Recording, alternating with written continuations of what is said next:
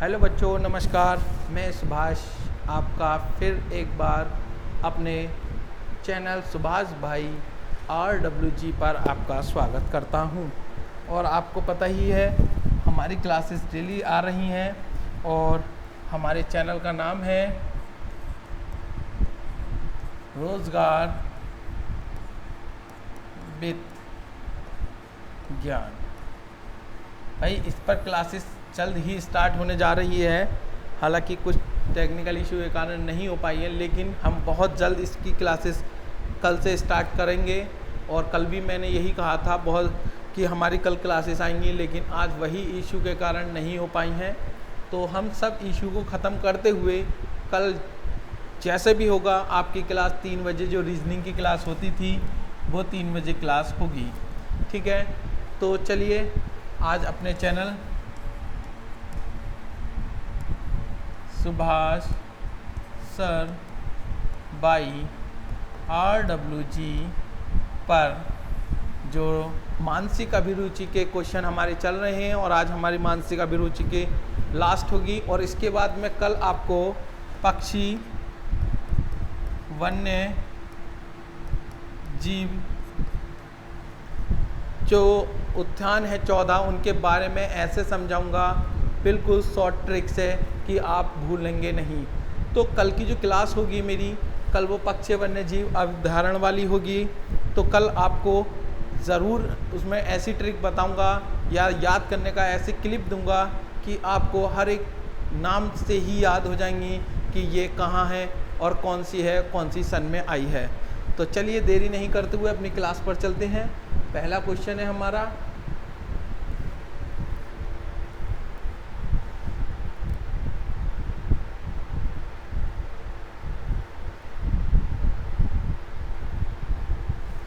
चलिए भाई पहला क्वेश्चन है हमारा, आप एक पुलिस अधिकारी के रूप में तैनात हैं और एक कॉलेज के परिसर में छात्र राजनीति समूह में के बीच हिंसक झड़प शुरू हो गई है और प्रभारी अधिकारी के रूप में आप क्या करेंगे। यानी कि एक कॉलेज है और वहाँ छात्र, आप जब कॉलेज में पढ़े होंगे तो आपको पता होगा भाई छात्र नेताओं में अगर आपस में लड़ाई हो जाती है तो वहाँ पर क्या होता है। तो जब वहाँ पर लड़ाई होती है तो भाई वहाँ पर पुलिस को बुलाया जाता है। अगर आप पुलिस अधिकारी हैं वहाँ पर तो इनमें से कौन सा ऑप्शन आप करेंगे। ठीक है, परिसर में जमा पर प्रतिबंध लगाने के लिए तुरंत धारा 144 लगाएंगे। भाई धारा 144 कानून नहीं लगाता है। ठीक है, दूसरा, सार्वजनिक व्यवस्था को भंग करने के लिए भड़काने वालों को बिना वारंट के गिरफ्तार करना चाहिए। बिना वारंट के आप गिरफ्तार नहीं कर सकते। यदि आप वहाँ पर हिंसक हुई है तो क्या करेंगे, वहाँ की जो भीड़ है आप उसे तितर बितर करेंगे, यानी कि अलग अलग हटाएंगे। दूसरा, मध्यस्थता प्रयास में छात्र नेताओं को शामिल करना चाहिए या उपद्रवियों को रोकने के लिए आवश्यक हो तो बल का प्रयोग करना चाहिए। मैंने बताया अभी भाई क्या करना चाहिए, वहाँ की जो भीड़ है आपको वो हटानी चाहिए।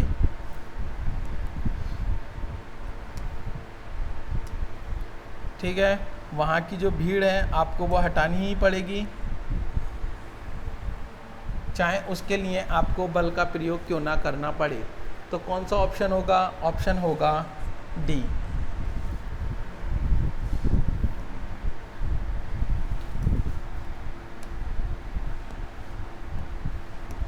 चलिए नेक्स्ट क्वेश्चन,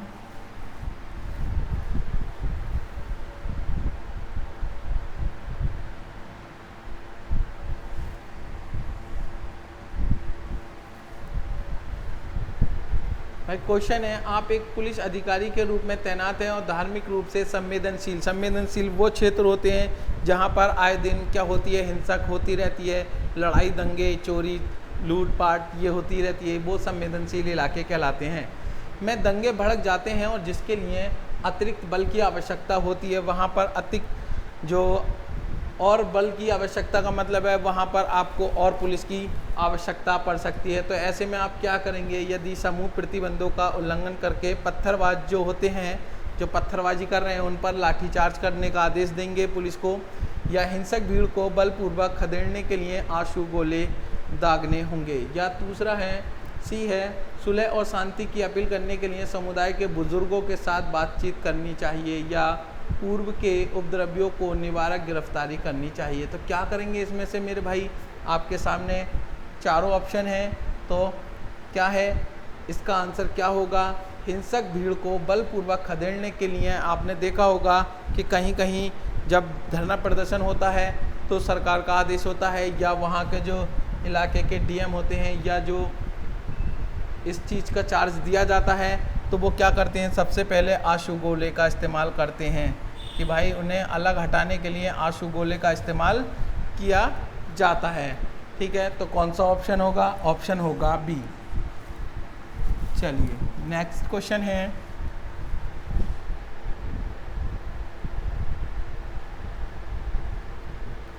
आप एक जांच अधिकारी हैं, ठीक है, चलिए, दंगे के आरोपी एक राजनीति नेता के पदोन्नति की पेशकश करते हुए आरोप वापस लेने का अनुरोध किया जा रहा है। कोई राजनीति नेता है और पदोन्नति के लिए पेशकश करते हुए अपने वापस ले रहे हैं किसके? आरोप पत्र को। तो आप क्या करेंगे? गुप्त रूप से रिश्वत लेने, भाई अगर आप अधिकारी हैं तो रिश्वत ना लें, एंटी करप्शन ब्यूरो वाले आपको उठाकर ले जाएंगे। चलिए, प्रक्रिया के अनुसार निष्पक्ष जांच करनी चाहिए, हाँ भाई बिल्कुल करनी चाहिए। सी, नेता को नुकसान पहुंचाने वाले किसी भी सबूत को रिकॉर्ड से हटा देना चाहिए, ये आपका अधिकार नहीं है और ना ही संविधान इसका आपको उल्लंघन करने देता है। आरोपी नेता के खिलाफ गवाही देने वाले प्रमुख गवाहों को परेशान करना चाहिए। आप किसी को परेशान ना करें, आपका कर्तव्य है कि आप उस प्रक्रिया के अनुसार निष्पक्ष जांच करनी चाहिए। ठीक है, तो कौन सा ऑप्शन होगा? ऑप्शन होगा बी।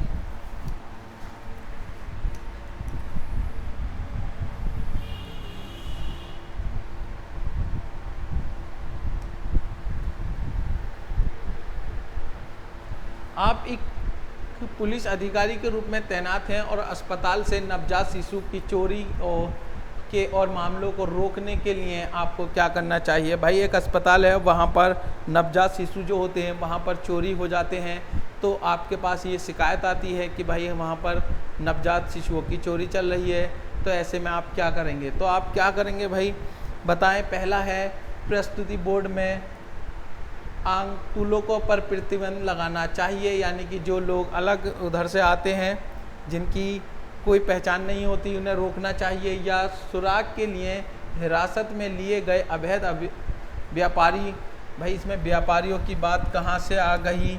सुराग के लिए हिरासत में लिए गए अवैध व्यापारियों के फ़ोन कॉल को अवरुद्ध करना चाहिए। चलिए, व्यापारी वो भी हो सकते हैं जो नवजात शिशुओं का क्या करते हों, व्यापार करते हों, तो भाई गिरफ्तार जब तक आप नहीं कर सकते जब तक कि आपको पता ना हो कि इसने चोरी की है। लेबर रूम में प्रवेश और निकास के आसपास सीसीटीवी फीड का विश्लेषण करना चाहिए, ये भी ठीक है। या गुप्त महिला कांस्टेबल को छाया गर्भवती दिखाए के रूप में तैनात करना चाहिए। जी बिल्कुल सही है भाई, या तो सी सही है या डी सही है। गुप्त महिला कांस्टेबल को क्या करना चाहिए? गर्भवती जो रूम होता है वहाँ पर भेष बदल कर रहना चाहिए या वहाँ पर ड्यूटी लगा देनी चाहिए, ताकि आपको पता चल जाए। भाई सीसीटीवी कैमरे में क्या होता है, कोई चीज़ रिकॉर्ड नहीं हो पाई तो फिर नवजात शिशु फिर भी चोरी हो सकता है। तो गुप्त महिला कांस्टेबल को आपको वहाँ ड्यूटी तैनात करनी चाहिए।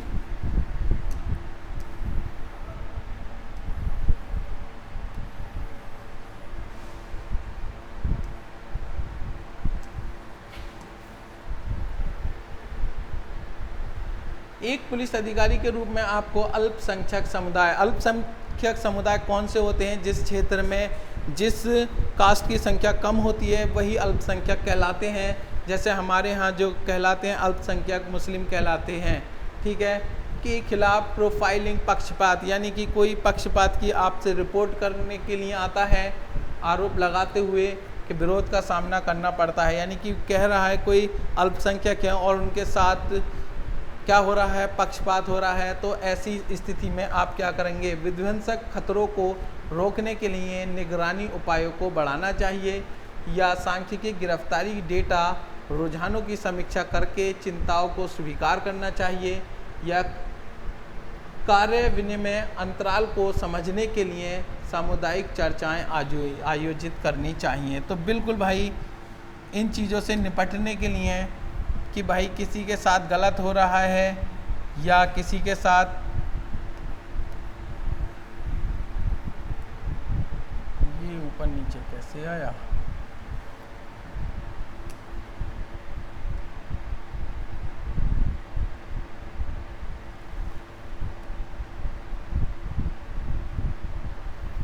चलिए तो कौन सा ऑप्शन होगा, ऑप्शन होगा सी।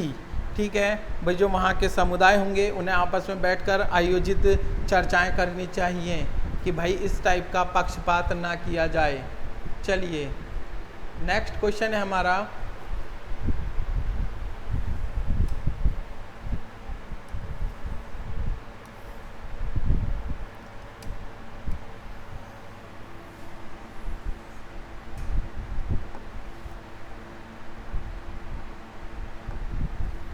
एक पुलिस अधिकारी के रूप में आप घरेलू हिंसा से पीड़ित किसी महिला की शिकायत पर जवाब देंगे। घरेलू हिंसा ऐसे भी हो सकती है भाई, सास बहुओं की हो, या हो सकती है बेटे की किसी बहू के साथ हो जा, या ससुर की बहू से हो जा, किसी से हो जा, घर में जो भी आपके रिलेशन में रहते हैं उसे कहते हैं घरेलू हिंसा।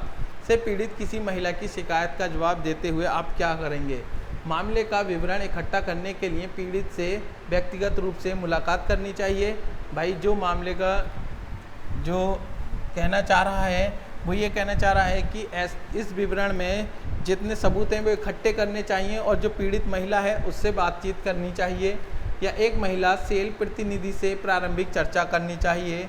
इसे अन्य रिपोर्ट किए गए हमले के मामले में समान समझना चाहिए। यह विभागीय हस्तक्षेप को न्यूनतम करते हुए सुरक्षा अधिकारियों को संदर्भित करना चाहिए। यानी कि अपने हाथ से क्या कर देना चाहिए, न्यूनतम करते हुए, यानी कि छोटा करते हुए सुरक्षा अधिकारियों को इसे स्थानांतरित कर देना चाहिए। तो क्या कर देना चाहिए भाई, क्या कर देना चाहिए, इसे क्या करना चाहिए, इसे करना चाहिए कि जो महिला सेल प्रतिनिधि है उसे प्रारंभिक चर्चा करनी चाहिए कि ये सही है। प्रत्येक महिला से पूछे या आसपास के जो इलाके में रहते हैं वो बेहतर बताते हैं। चलिए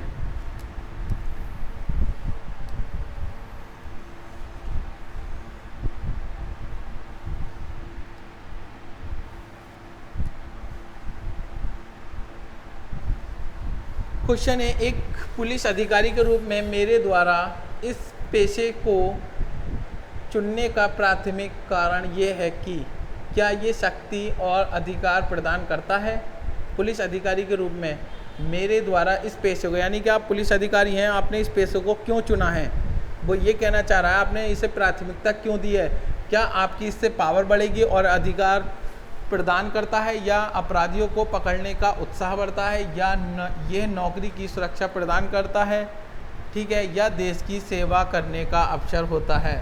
तो आजकल तो खैर यही ट्रेंड चल रहा है भाई, नौकरी मिले, नौकरी मिले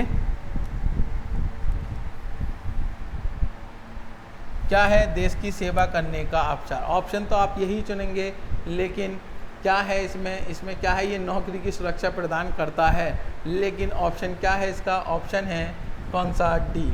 आजकल तो बस यही है भाई कि नौकरी मिले और सुरक्षित हो जाएं, सही है, लेकिन इसका जो आंसर है देश की सेवा करने का अवसर प्रदान हो। चलिए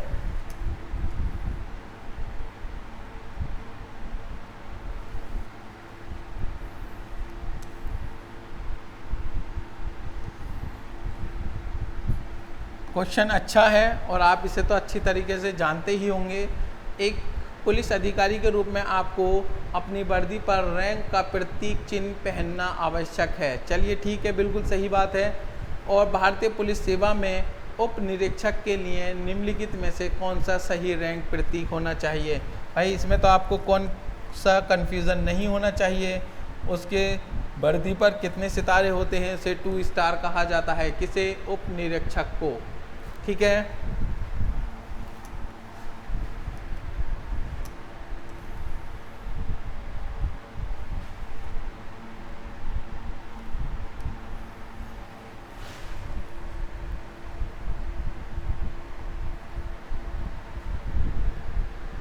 चलिए नेक्स्ट क्वेश्चन है, एक पुलिस अधिकारी के रूप में आप पर्याप्त चेतावनियों के बाद हिंसक भीड़ पर आंसू गोले का इस्तेमाल करते हैं। अभी आंसू गोले का भी पीछे भी जिक्र हो चुका है।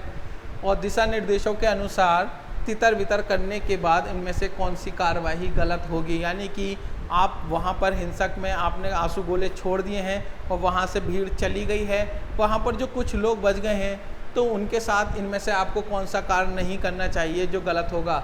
घटना स्थल पर बचे लोगों को गिरफ्तार करना चाहिए, यदि आवश्यक हो तो चिकित्सा सहायता प्रदान करनी चाहिए, ये तो करनी ही चाहिए, या क्षेत्र में मीडिया को प्रवेश की अनुमति देनी चाहिए, ये बात भी सही है।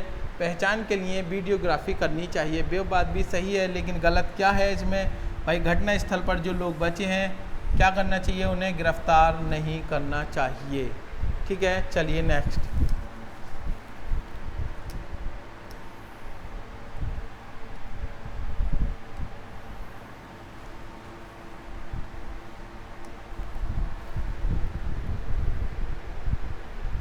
आप एक महानगरीय शहर के एक पुलिस स्टेशन के वरिष्ठ प्रभारी निरीक्षक हैं। आप अपने क्षेत्र में कानून व्यवस्था बनाए रखने और अपराधों को रोकने के लिए कड़ी मेहनत कर रहे हैं। चलिए ठीक है। हालांकि कुछ प्रशासनिक कारणों से आपको ट्रैफिक पुलिस इकाई में स्थानांतरित कर दिया। भाई वही है, कल भी मैंने यही क्वेश्चन आया था कि ग्रामीण में वो नौकरी करता था, उसे शहरी क्षेत्र में क्या कर दिया गया है, स्थानांतरित कर दिया, यानी कि ट्रांसफ़र कर दिया गया है। आज भी वही क्वेश्चन है, कुछ प्रशासनिक कारणों से आपको ट्रैफिक पुलिस बना दिया गया है। भाई आप वरिष्ठ पुलिस थे, उसके बाद आपको कहाँ है कर दिया गया है, ट्रैफिक पुलिस में स्थानांतरित कर दिया गया है, जहां आपको यातायात का प्रवाह प्रबंधक यानी कि मैनेजिंग करना है और नियमों को लागू करना होता है। आपको लगता है कि ये आपके कौशल और अनुभव की बर्बादी है? बताइए भाई, नौकरी हो छोटी या बड़ी नौकरी है, आपको कुछ सोच समझ के ही स्थानांतरित किया गया होगा। स्थानांतरण का विरोध करना चाहिए? भाई बिल्कुल नहीं करना चाहिए। स्थानांतरण को एक अस्थायी रुकावट के रूप में स्वीकार करना चाहिए और जल्द ही बेहतर पोस्टिंग पाने की उम्मीद करनी चाहिए। भाई बिल्कुल नहीं, ज़रूरी नहीं है आपकी पोस्टिंग दोबारा चेंज हो। किसी अन्य इकाई में अनुकूल स्थानांतरण पाने के लिए अपने प्रभाव और संपर्कों का उपयोग करना चाहिए। ये कहना चाह रहा है कि आपकी, मान लीजिए किसी नेता से आपकी बात हो तो क्या कर लें, आप अपनी पुरानी पोस्ट वापस ले लें। भाई बिल्कुल नहीं करना चाहिए, इस टाइप का कार्य है। नई भूमिका को अपनाना चाहिए और यातायात प्रबंधक को क्या करना चाहिए, और भी बेहतर बनाना चाहिए, चाहे वो कितनी ही चुनौतीपूर्ण क्यों ना हो। ठीक है, तो कौन सा ऑप्शन होगा? ऑप्शन होगा डी।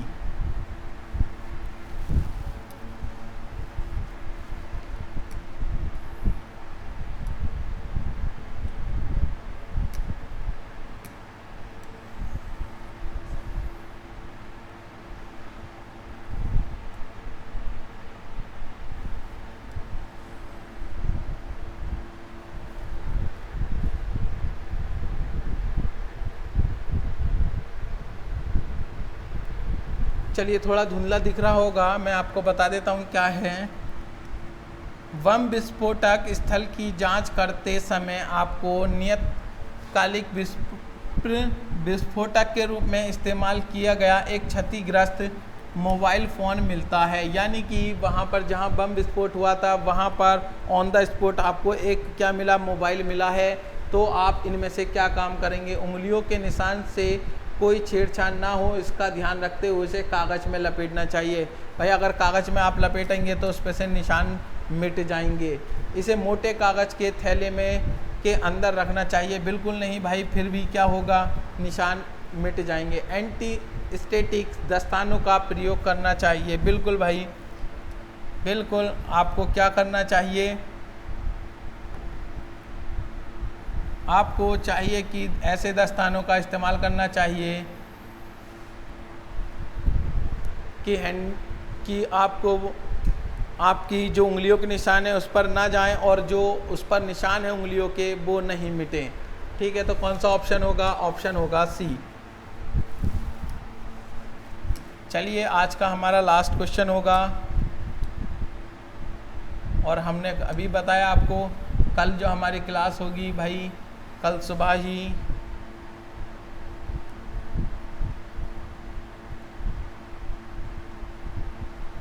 संगठित अपराधियों के खिलाफ एक उच्च जोखिम वाले ऑपरेशन के बीच आपको पता चलता है कि आपके जीवन साथी को उन्नत चरण का कैंसर है, यानी कि लास्ट स्टेज का कैंसर है, तो आप इनमें से कौन सा कार्य करना पसंद करेंगे? देखभाल के लिए परिचालन नेतृत्व को अस्थायी रूप से स्थगित करना चाहिए, या यह आशा करना चाहिए कि परिवार उपचार संभाल लेगा, मात्र ध्यान केंद्रित रखना चाहिए। यानी कि क्या है, आपको संगठित अपराधियों के खिलाफ उच्च जोखिम वाले ऑपरेशन पर भेजा गया है।